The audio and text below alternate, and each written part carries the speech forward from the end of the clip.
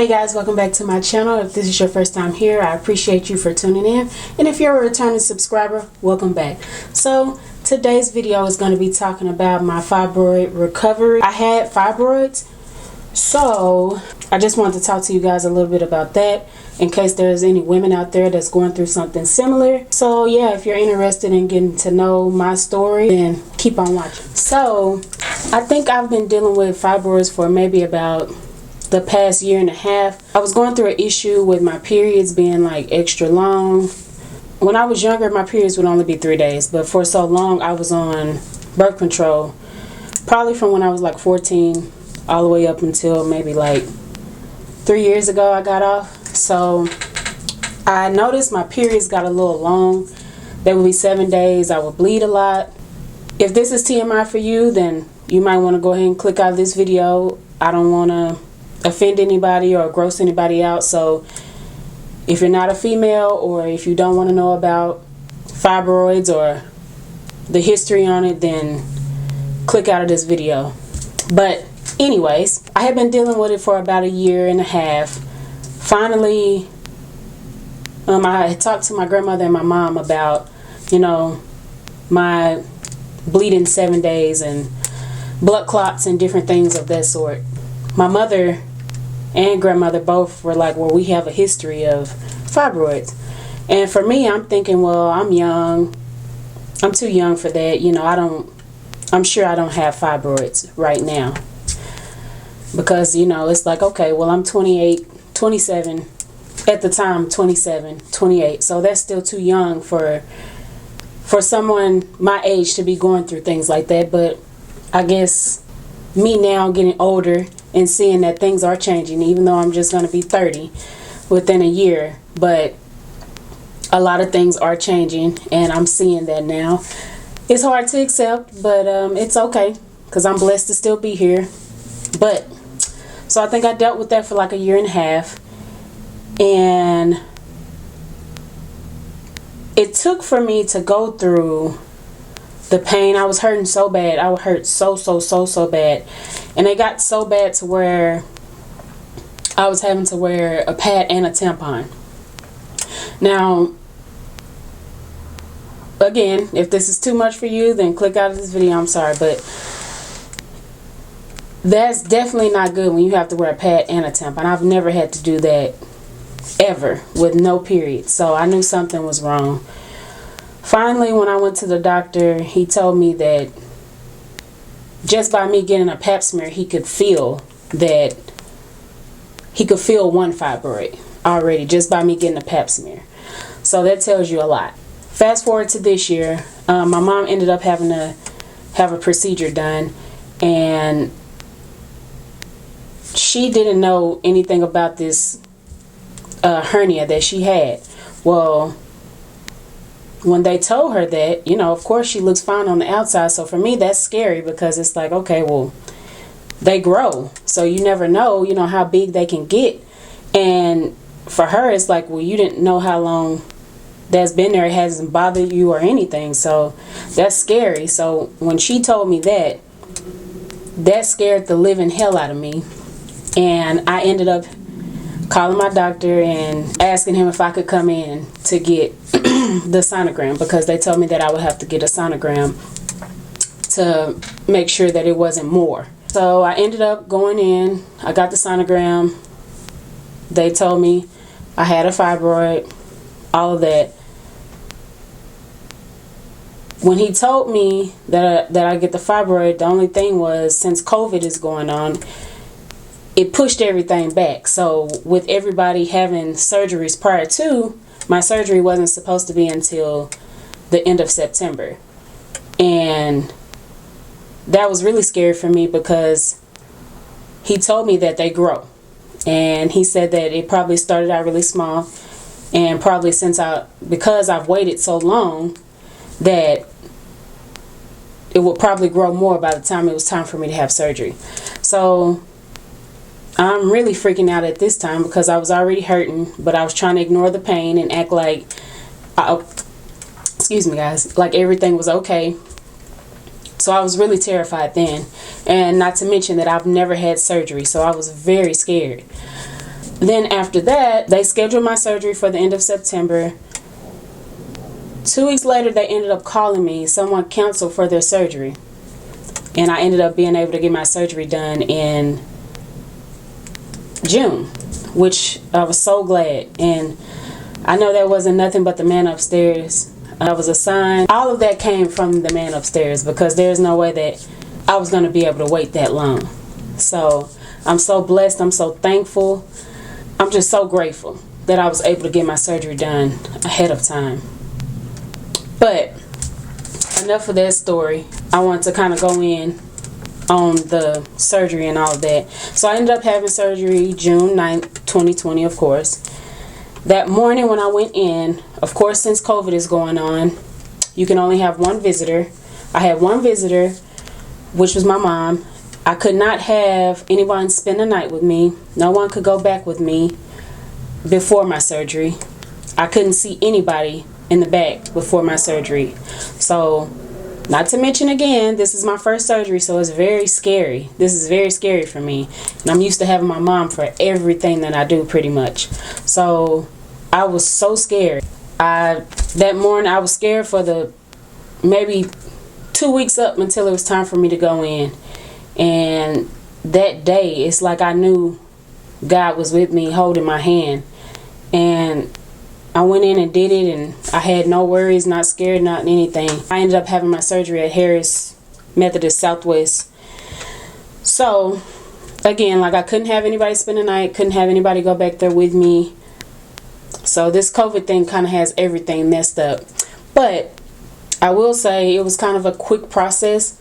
So they came in, they asked me all the questions, you know, all these different questions that they need to know about you.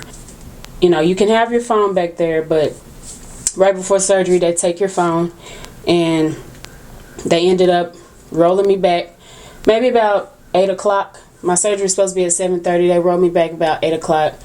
Right before that, though, I had the anesthesiologist come in and talk to me. My doctor came to visit me and let me know what was going to happen. The anesthesiologist, he just pretty much told me how quick the process would go and how it would be to put me to sleep. And that was about it. And when they got me to the back, all I can remember is them putting me, they talked to me all the way down the hallway, which they injected the morphine or whatever it is that they put in your IV. They injected that in me on the way to the back. And then when I got to the back, they put me on this cold table, and I just remember them telling me to count down from 100. And all I can remember is 100. And after that, I don't remember anything else. Now, when I woke up, I remember the lady telling me, you know, Trinicia, you did great. You're in recovery. And I remember asking for my mom. She told me my mom was behind me in the room. And when you're going in the halls of the hospitals and stuff like that, you have to have on your mask.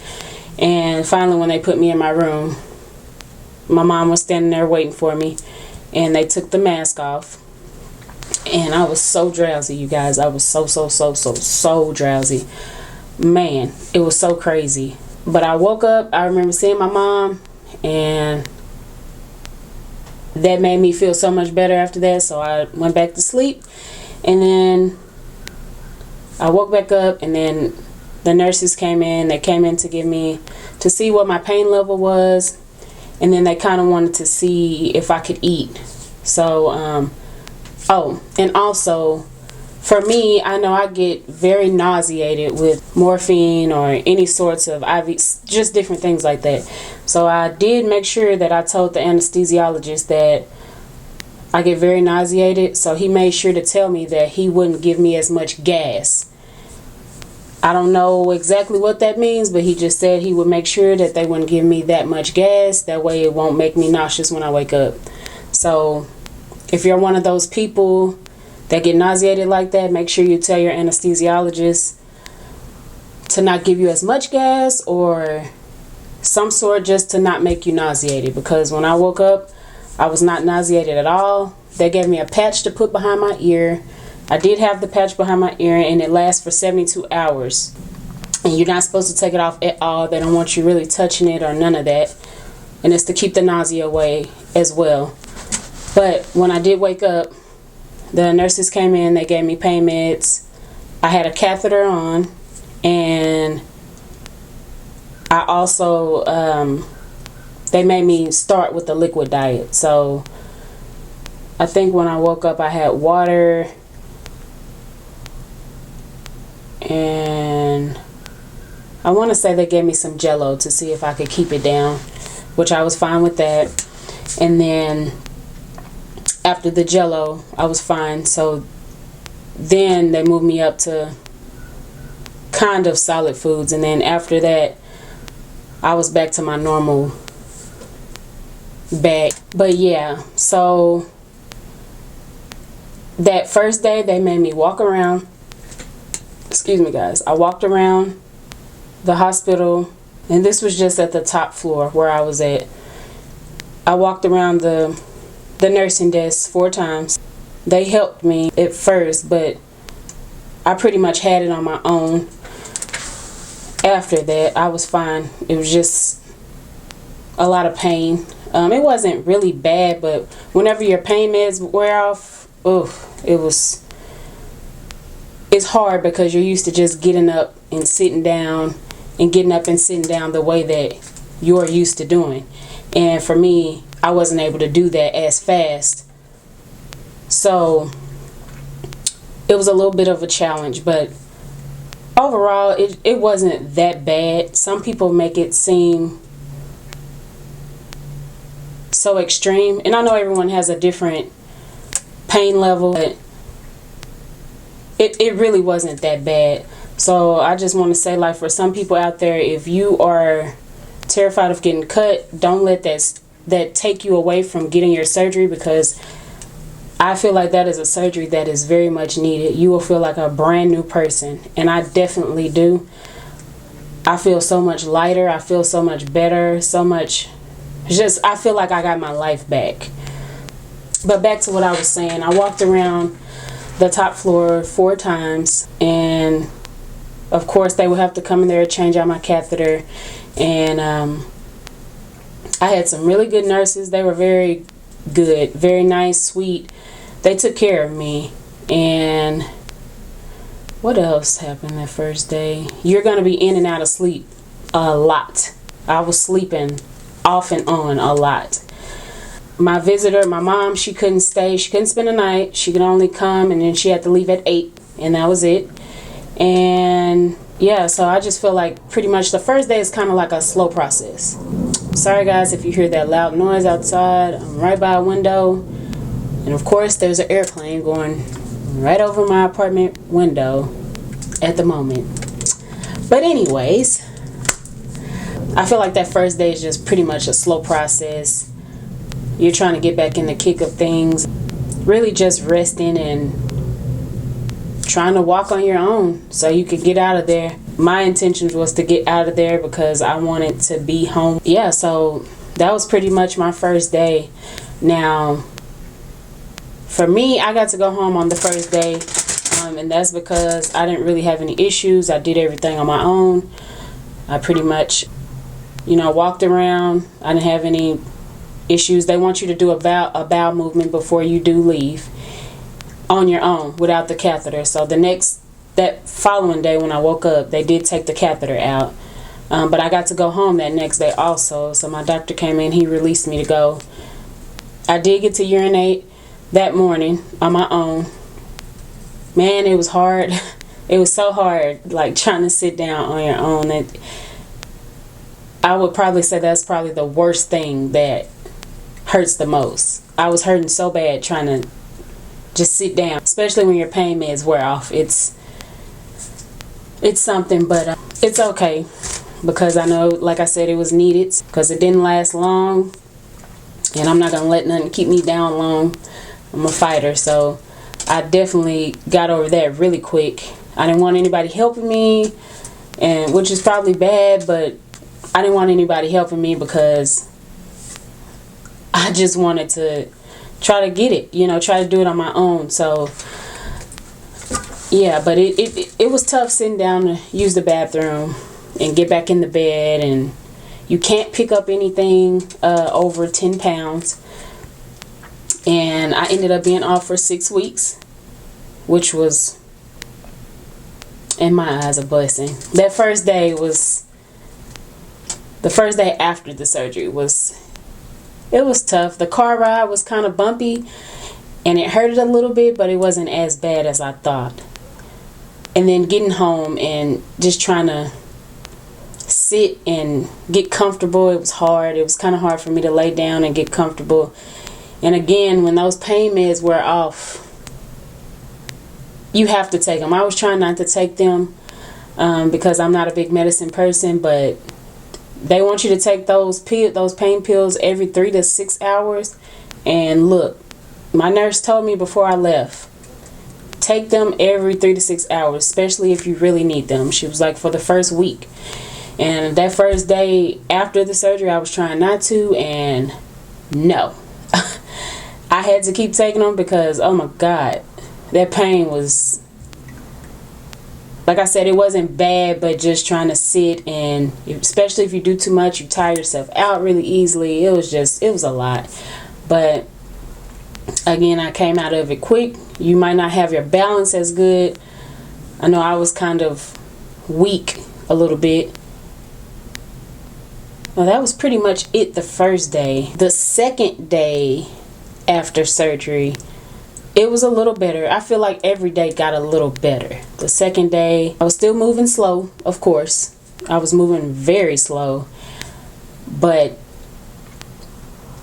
I mean, it depends on you, and it depends on your body. The second day, I felt like I was still in pain, but I was getting there. But you have to want to get out of it. You have to want to come out of that pain. So I was still taking pain meds that second day. The pain meds do make you sleepy. They make you very drowsy. I will say that. I was very drowsy every time I took one. So it's that, and also if you don't get enough sleep with them, they will make you cranky. Or a full little couple of hours that I was supposed to get, because, man, you will be so cranky when you wake up. But I just feel like every day got better, and it's a slow process, but you know, you'll get there. Overall, I'm just so thankful that I did do it. I'm so thankful. I'm telling you, if there is anybody out there that needs to have this surgery, you will completely understand what I'm saying after your surgery. Like, I had issues with bloating at the bottom of my stomach. Like, sometimes, like, it would be round. It'll get round like I was pregnant. It wasn't bad to where people could see, but it was noticeable for me. And it was also very uncomfortable. So, and it didn't make me feel sexy at all. So, I mean, I'm glad that I was able to do it. I'm so blessed. I'm so thankful that I was able to do it. But guys, I've been talking for a minute on this video, so I'm going to do a part 2 to let you know more about the process. So like, comment, and subscribe at the end of this video. Let me know what you think, and let me know if you want me to go into more details about, you know, day 3, 4, and 5, and also just each week. And I will definitely do that for you guys. But again, I just want to say thank you guys for tuning in. I thank my returning subscribers. I thank the new subscribers as well. Go ahead and click that subscribe button and join the Elegant family. And until next time, guys, I love you. I thank you, and I'll see you guys in my next video. Bye-bye.